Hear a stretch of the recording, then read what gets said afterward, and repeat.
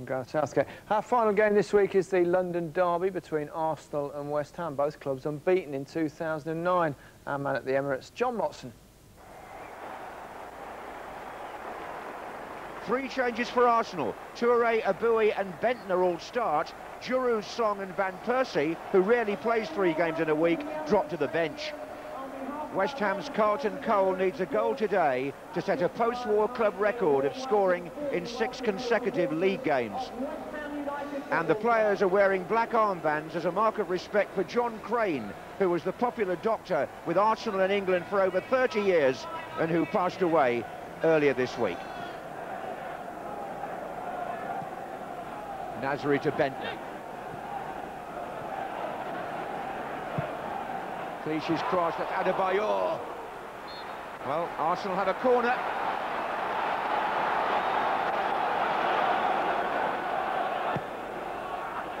Diaby gets up. Well, Diaby's header there actually, or rather the one that was deflected by a West Ham head, actually clipped the bar. Arsenal need some wins now to keep up this chase with Aston Villa, if no more. Oh, mistake by Clichy. Dima Cayley looks for Cole. That was very nearly West Ham's first opening. It may still be. It's Jack Colliston. Corner. Right at the end of the first half for West Ham.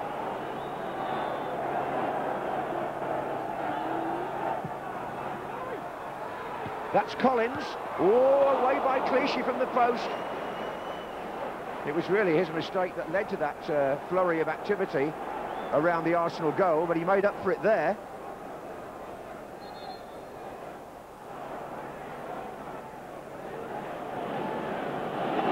That's a push.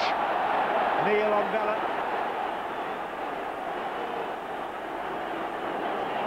I don't think the West Ham captain can really complain about that.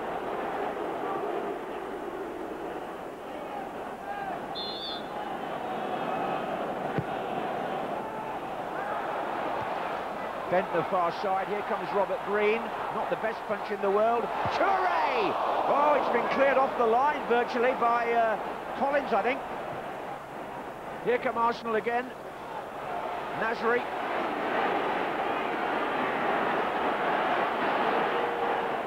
This is better from Arsenal, but miscontrol by Diaby.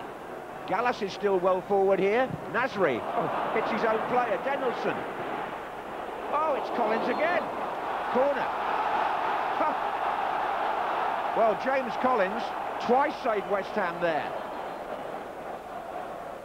Here's a poor punch, really, by Robert Green standards. Hooked back in by Kolo Toure, and look where Collins is, covering his goalkeeper on the line. Cole. Going alone, Carlton Cole. Oh. Collison tried to play it back in the path of Dima Cayley, and it's Arsenal who break with Bentner. Nasri will help it on. In the centre, Adebayor waits. Adebayor! Good cross by Sagna, but Adebayor couldn't profit.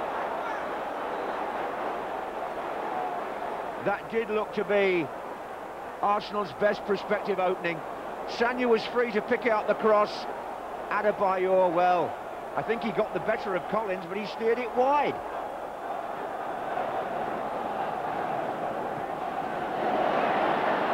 Three in the centre here. Still Nasri. Oh, Van Persie was winding up for a volley. This is Danielson. Van Persie. Now Vela. Adebayor! Real chance. Robert Green. Wasn't the most difficult save he'll ever have to make. It's Vela's cross. Adebayor gets well away from his marker, Upson, but doesn't direct the header well enough. I'm convinced that West Ham has defensively produced a quality performance today, and you have to accept that as well. We have to continue to fight and Usually we get a goal in the last 15 minutes when teams defend like that, but today we couldn't get it. I think if you want to have success with any football club, you have to start with the basics, and the basics is if you defend well and if you play as a team. And the players that we have at West Ham United just now are doing that. Can I ask you for the latest on Andrei Arshavin? I know you're bored about talking about the transfer window, but we hear he's coming You're to... right when you say that. Can you just tell us what the latest is, please? No, there's no latest. If there's anything coming new, we will inform you, don't worry.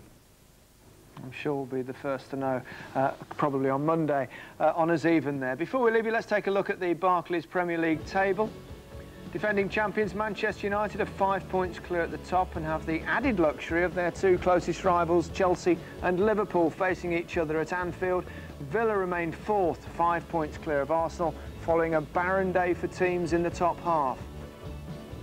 A mere 2 points cover the bottom 7. West Brom remain at the foot of the table, level on points with Middlesbrough.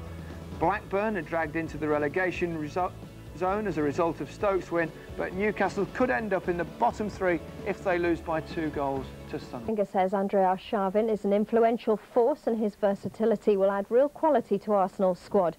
The Zenit St Petersburg forward finally completed the most protracted transfer of the window when he signed a deal worth £16.5 million. I became Gunnar some times ago. I'm happy now. How special is this for you, and what does Arsenal mean to you now to be playing in the Premier League? I don't know what can I say, but I'll do my best.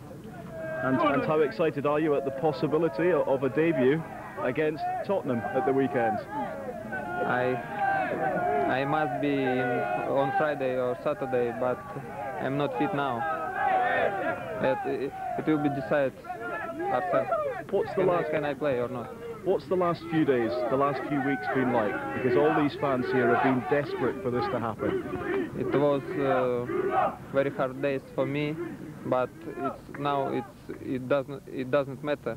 Now I'm Gunnar. It's important. And what can they expect from you?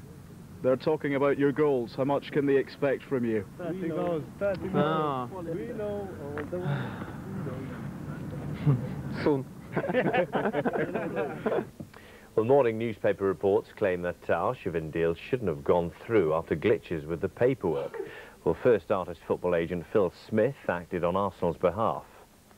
Everything was done in time before 5, and the paperwork that the Premier League might not have received before 5 was all from the Russian end, because there were various people in various places. As I understood it, one of the owners works for Gazprom, or is one of the guys high up in Gazprom, and he's not readily available. Another main director was in hospital in Israel. One was on business in Somalia. And, you know, you have to get board approval, and it just really wasn't easy. So actually to get it done at that time, by that time, was an absolute miracle.